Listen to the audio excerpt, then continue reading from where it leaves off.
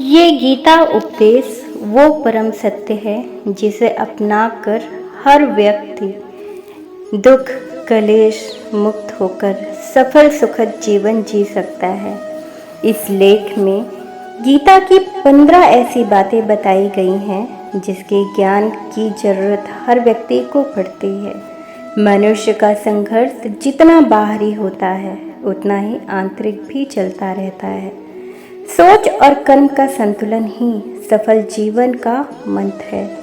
सही गलत और उचित निर्णय की दुविधा में फंसे व्यक्ति को गीता के इन उपदेश से मानसिक संबल और धैर्य मिलता है। विश्वास की ताकत। तुम अपने विश्वासों की उपज हो।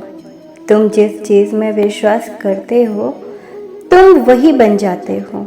जो स्वयं पर विश्वास करते हुए लक्ष्य की ओर बढ़ते रहते हैं उन्हें सफलता जरूर मिलती है।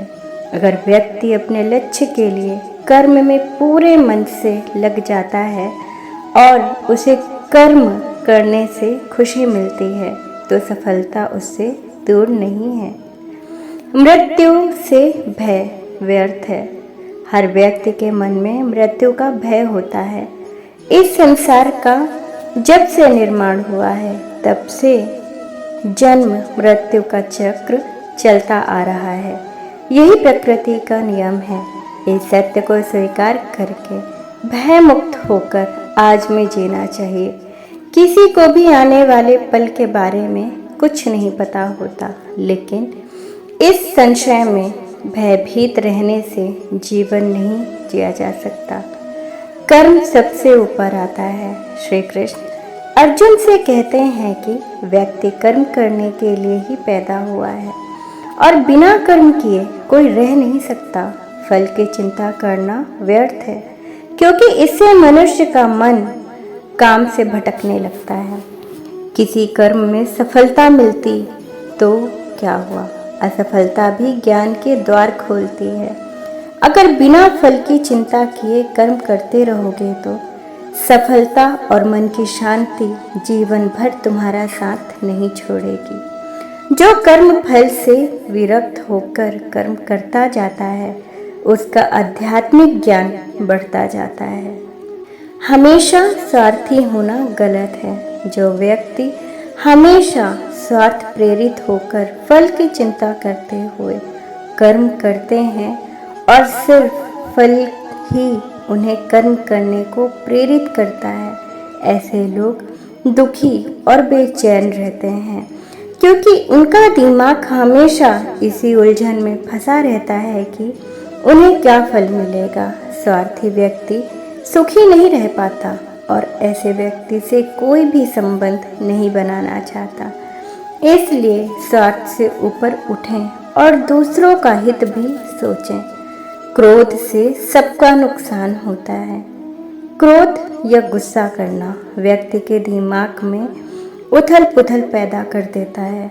आवेश में विवेकहीन होकर कई बार व्यक्ति अपना ही नुकसान कर बैठता है या फिर अपनी ही मानसिक शांति को भंग करके खुद को कष्ट देता है। क्रोध की अग्नि में वृद्धि और तर्क नष्ट हो जाते हैं और व्यक्ति बिना विचार किए बस अपने अहम की तुष्टि करने लगे काम करता है। गुस्सा व्यक्ति की विचार शक्ति को पंगु बना देता है और भ्रम पैदा करता है। मन पर कंट्रोल जरूरी क्यों है? मन का स्वभाव है कि ये आसानी से भटक जाता है। अगर जीवन को सफलता की दिशा में ले जाना है तो मन को काबू करना बहुत जरूरी है। श्री कृष्ण कहते हैं कि बार बार प्रयास करने से धीरे धीरे चंचल मन को वश में किया जा सकता है। मन को वश में करने से दिमाग की शक्ति केंद्रित होती है जिससे कार्यों में सफलता मिलने लगती है। अगर मन को वश में नहीं करोगे तो ये आपका सबसे बड़ा शत्रु बन जाता है। भगवानों में कोई छोटा बड़ा नहीं।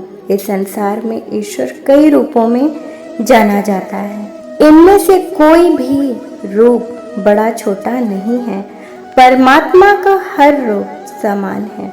जैसे हर नदी अंत में सागर में जाकर मिलती है, वैसे ही हर धर्म, मत और संप्रदाय की धाराएं परमात्मा रूपी समुद्र में समा जाती हैं। यह संसार परमपिता का ही स्वरूप है, वो हर कण में विद्यमान है। कर्तव्य का पालन करना जरूरी है। भगवान श्री कृष्ण उपदेश देते हैं कि हर व्यक्ति को अपने कर्तव्य का पालन करना चाहिए, यही धर्म है। अगर अपने कर्तव्य का पालन नहीं किया जाता है तो मन में अशांति और दुख प्राप्त होता है। अपनी पसंद नापसंद, मोह, बैर को किनारे रखकर अपना कर्तव्य करो। किसी अन्य व्यक्ति का कर्म आपको कितना भी आकर्षित करे, उसके प्रलोभन में ना आए। कष्ट में रहते हुए भी अपना कर्म करना दूसरे की नकल करने से श्रेष्ठ है।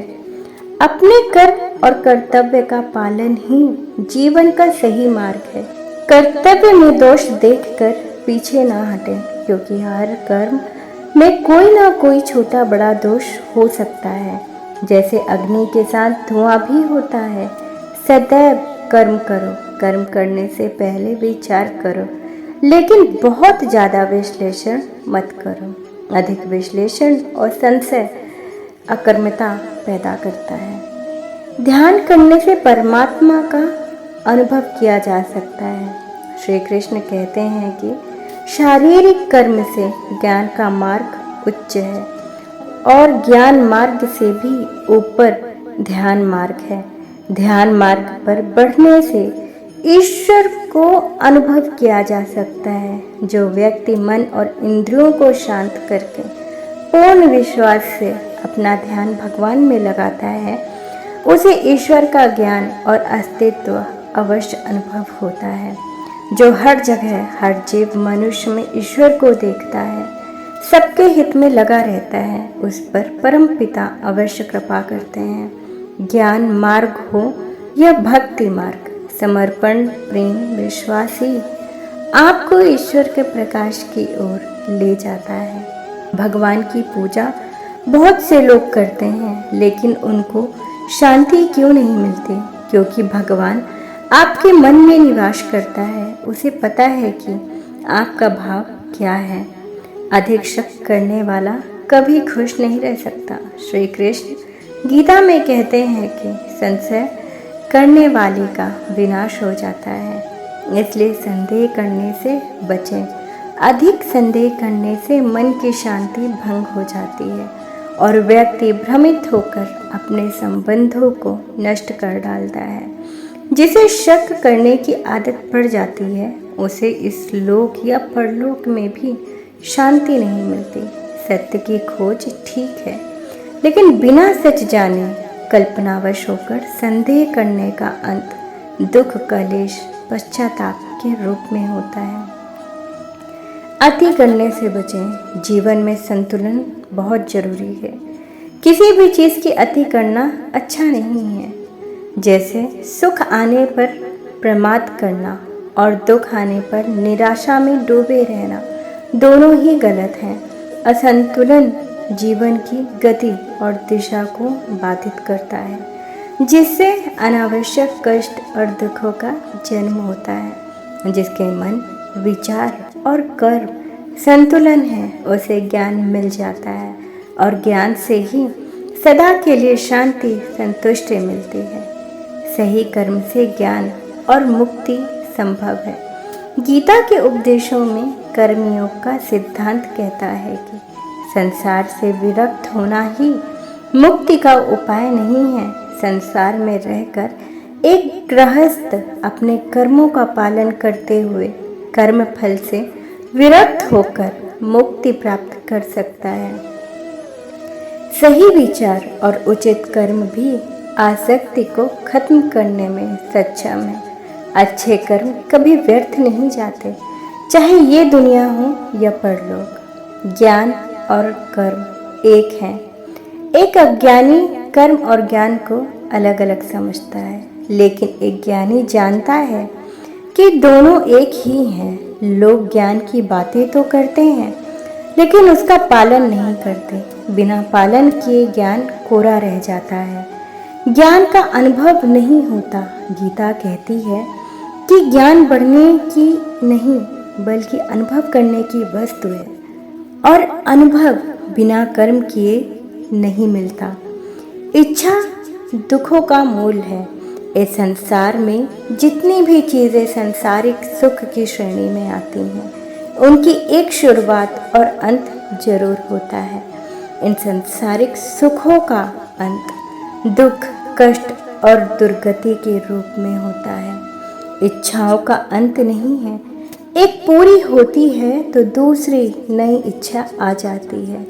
हर इच्छा से प्रेरित होकर कर्म करना गलत है, क्योंकि ऐसे तो अनुचित कार्य भी होंगे।